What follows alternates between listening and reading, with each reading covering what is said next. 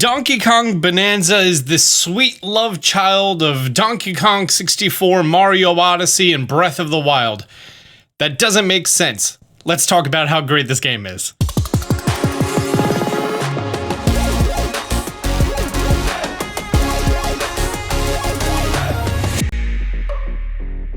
By the way, we are still doing giveaways for Switch 2s. More info on that later in the video. First things first, this video is going to be spoiler free. I'm going to be hanging out in the early areas. I'm not going to be talking about any subjects that have not been officially shown in trailers, directs, things like that. I'm just going to be giving you some context around things that you saw. I'm going to be pretty much mostly avoiding all of the story, just talking about the gameplay and the overall experience. In the last 2 days, I put about 14 hours into this game so far, and I have a very good understanding on what's going on here. I would feel as though I'm a little bit more than halfway done with the story, but I feel like I'm maybe 10-15% done with the game. Pauline from Super Mario Odyssey makes a return, except in this game, she's 13 years old. You discover her inside of a rock called Odd Rock, and then she hangs out on Donkey Kong's back the entire game. She's completely voice acted, has a whole bunch of different dialogue scenes, times that you get to take a rest, and then she has like additional fun dialogue. She interacts with characters. The voice acting is actually pretty great. Also, this game looks beautiful. If you go into this screenshot mode, you get to see all of the different textures, and you can also customize Donkey Kong and Pauline's outfits, and all of them look stunning. Like that, slightly dull reflective gold look on Pauline's outfit, the different highlights and textures on DK. DK has 4 basic functions all mapped to the face buttons, which are hit things upward, hit things directly in front of you, and hit things below you. And then the 4th one is jump. Everything that you come in contact with has a different hardness as well as other properties. So much so that it feels like you're playing Tears of the Kingdom because of the amount of detail of every single texture that you're going to be coming across. Piece of stone, and I could throw it at stone, which is sturdy, grass, which is soft. Over there is metal. Metal is infinite durability, so is bedrock. Banandium, which is the material that all of the golden bananas are made out of, is sturdy. So many different materials that you're going to be encountering in this game, and learning what all of them do is pretty awesome. You also probably saw that I decided to hit a big old rock, and that exploded, and then we got a treasure chest. Let's go ahead and open that up. I got a balloon.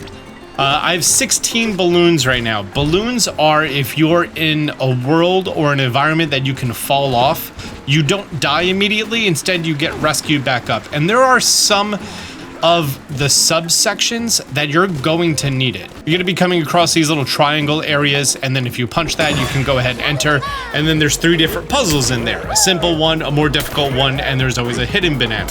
There's also combat challenges. In your first world is going to be your first opportunity to go ahead and customize DK's look. And you could do that by exchanging fossils. There's 3 grades of fossils: common, rare, and very rare. I think something like that. See that big thing in the distance? That orange thing? That's the Leviathan fossil. There's only 1 on a level. It takes a very long time of you hitting it for it to actually come off. You just need to keep wailing on it. And then anytime that you see this large cello, this is a closet where you can go ahead and customize DK. From what I've seen so far, DK can dye his hair. That does absolutely nothing different other than look really cool. But you also get to customize his tie, and I highly recommend getting and upgrading the treasure tie as soon as possible. It increases the rate at chests spawning whenever you're destroying terrain. And whenever you open up chests, you could get a chance at getting a map for a fossil, a map for a banana, a whole bunch of gold, recovery items. All of the good stuff comes from just destroying the world around you. You also get a variety of different outfits, including naked. If you want to run around naked, you're more than welcome to do that. Some of them increase your speed swimming or decrease how much damage you take from hazardous water like poison water or ice water. And then Pauline's outfits have different power-ups, like this one extends your Kong Bananza time by 80%. Anytime that you're going through here, you're going to be able to just transform into Bananza time and then just destroy everything around you. I mean, you can destroy everything around you regardless, but now you can do it faster. Different Bananzas have different traits. Like the DK Bananza, where you turn into a big Donkey Kong, can actually go ahead and punch stuff really hard. There's Zebra Bonanza, which makes it so that you can charge through things much faster. You also aren't affected by slippery water. And there's Ostrich Bonanza that lets you flutter around in the air. And you're gonna have a pretty good idea on what's going on because when you go to the skill screen, this is what it's gonna look like. You're gonna get DK Bonanza fairly early, and then you're gonna be seeing four other columns here. The last two haven't been officially shown off in trailers, so I'm not showing them off here. It's really weird having a skill tree in a Nintendo game, but this game is actually really smart about it. So if you were to play a regular platformer game, a vast majority of them, you have to get to a certain level, and then at that level, you unlock that power-up, or that bonus, whatever it is, right? And then in games like God of War PS4, as you're going through, you're able to get a certain amount of power-ups, but you are kept by that progress. DK Bonanza takes the formula of Mario Odyssey that in one world there's a whole bunch of different main collectibles. Those were power moons, these are bananas. And if you want to grind in the first level for hours and hours and hours and rack up your skill points, you can do that and then go into the next level very powerful.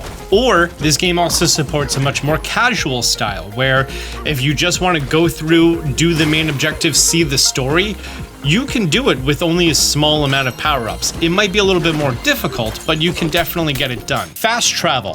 There are large underground eels that are going to help you fast travel between different areas within a lair. Like right now I'm on sub-level 101. You're also able to jump between the different levels anytime that you want. Unlike Mario Odyssey that you had to get a certain amount of bananas in order to teleport, power moons, all you have to do is find this gong.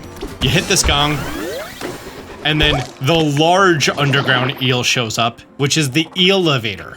And the whole point of the game is you want to make your way to the core of the earth. I'm just going to go over here to the canyon layer, which is the third level, sub-level 300. You're also going to see terrain strength whenever you go to one of these levels. That tells you how difficult the actual materials are. And on your power-up screen, you should be upgrading your power punch to be able to destroy those materials and make your life a lot easier. By the way, better sonar is definitely something you need to upgrade to its maximum as soon as possible, as well as better collecting. These two things being maxed out are going to be some of the most helpful things. Here's a good example. I'm here in this little village where all of these gem creatures are, and they're the people that you exchange your collectibles with. And if I hit my sonar button, you'll see that through that wall, we have something show up. That lets you know, hey, let's go ahead and destroy this.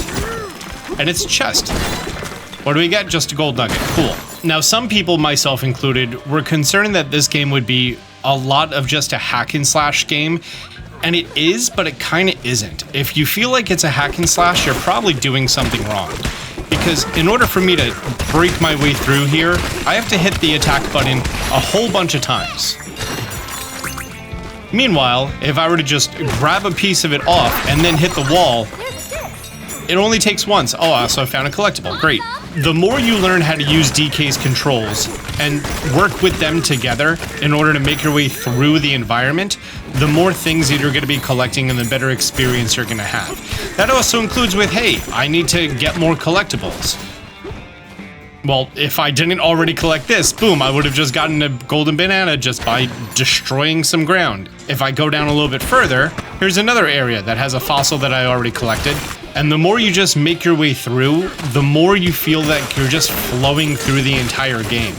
And DK's moveset feels fantastic for that. Now, as you just saw right here, there are some materials you can't break.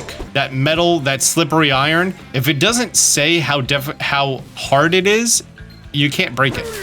But as long as it's not a slippery metal, you can actually just go ahead and climb up it. So this is slippery iron, can't climb up it, but this is regular iron and you could climb up it no problem.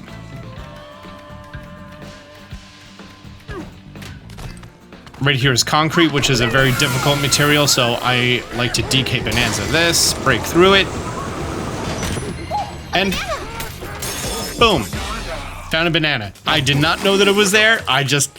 It seemed suspicious. It seemed like an area I haven't gone to before, so I just went ahead and did it. So here's an area that has a couple of baddies, and I pretty much have a few options here. Destroy them or go around them. Now, I can run up and destroy them, break them a bunch of times. They go down to the golden skeleton. I collect the drops, the goodies. but there's kind of not really a reason to destroy the enemies, where if I were to instead go through this pathway over here, I'm getting collectibles, I'm getting stuff in the ground, I might find a random chest somewhere that gives me a map. I'm constantly hitting the sonar button to collect the things that I dropped, and I found my way into a cave. Was I here? I was already here. Oh, nice, got a chest. Anything good? A map. Yay, we got a map. So these random maps show you where fossils are. Like this one over here. That's going to be a regular fossil. Oh, here we have a rare fossil. Another regular fossil, and all of them just remain marked on your map. Oh, also over here I got a Banandium gem map. So that tells me where a banana gem is. And if I use L and R, I can actually go through the different things that I have mapped out. And then also all of the found bananas. I really enjoyed this level. And you might look at this and be like, wow, that is a lot of bananas. That is 53 of 79. There's still more than 20 that I need to find here somewhere. You're also going to be coming across real estate investors that you can pay to make a little hideaway area that has a closet, an area to listen to any of the records you've unlocked. Getaway, which is a portion of the DK rap.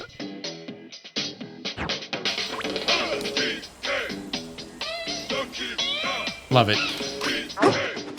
And then the more hideaways inside of a level that you find, the more temporary hearts that you get every time that you sleep.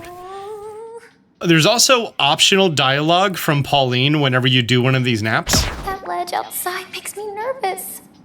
If you walked off it in your sleep? Yikes. Maybe if you tied one end of a rope to this bed and the other end around your waist, that'd keep you safe. Oh, no way. Now that I'm thinking about that drop-off, I'm never gonna fall asleep. Beautiful little world building, character building, the kind of charm that you expect from a Nintendo game, right? Refreshed and ready to go. The entire world is explorable, like Breath of the Wild. There's not a hard, complicated controller setup that you need to be an expert speedrunner in order to get to crazy places. That's the whole point of the different materials around you. And the game is just fun. It's a different kind of platformer that I've never played, that's never existed before. And it's really refreshing to have Donkey Kong at the center of the spotlight after more than 20 years since Rare's game on the N64. I did a stream the other day and people were asking, and people were talking about IGN's review of it, and they gave it a 10 out of 10, and I was like, I don't know if it's a 10 out of 10, and I'm like, I would put it pretty much the same as Mario Odyssey, maybe half a point more just because of the different way that they incorporated everything. And then I realized that Mario Odyssey was also a 10 out of 10. So I guess in my mind that makes this game a 10.5 out of 10. It's weird because it's not a game that I find myself horribly addicted to. Like Breath of the Wild, Tears of the Kingdom, I was horribly addicted to it. 16 hours a day, have to play it, have to find every little thing. And it had a lot more of that, oh, well, let me just go here a little bit. It had that pulling sense of discovery out of you. Meanwhile, this is, oh, you know, I have some time in the afternoon, the evening, you know, I'm going to be working on 3D printing in the other room. I'm going back and forth. I have an hour before I'm done. I need to check on it. Let's come here. Let's pick up. Let's do a little bit of story, or let's revisit some older levels for some more power-ups. It's a fantastic experience. It really is. Honestly, this seems like it could have been a launch title, but maybe they were just afraid about having Donkey Kong as the name of the launch title and not Mario or Zelda. It's been 20 years since Donkey Kong's had a game. Who's actually, or a 3D game, I should say. Who's actually expecting it to be that crazy? And I'm not gonna lie to you, I was not planning on picking this up. And then I went to Best Buy and I played the demo there, and I really enjoyed it. And now here he has an explosive handle, and he is made out of concrete. So I gotta... Yeah, don't be afraid to use your Bonanza time. Bonanza time is very easily recoverable. Oh! There's a mini boss challenge. There's a challenge over here I need to go ahead and unlock. Oh! Oh, the bonus stages. There's not a lot of these.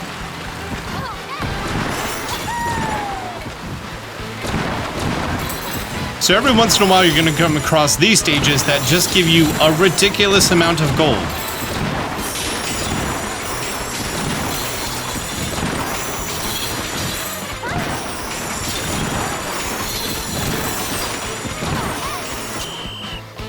How much was that? Like 1,500? Yeah, nice. What an adventure!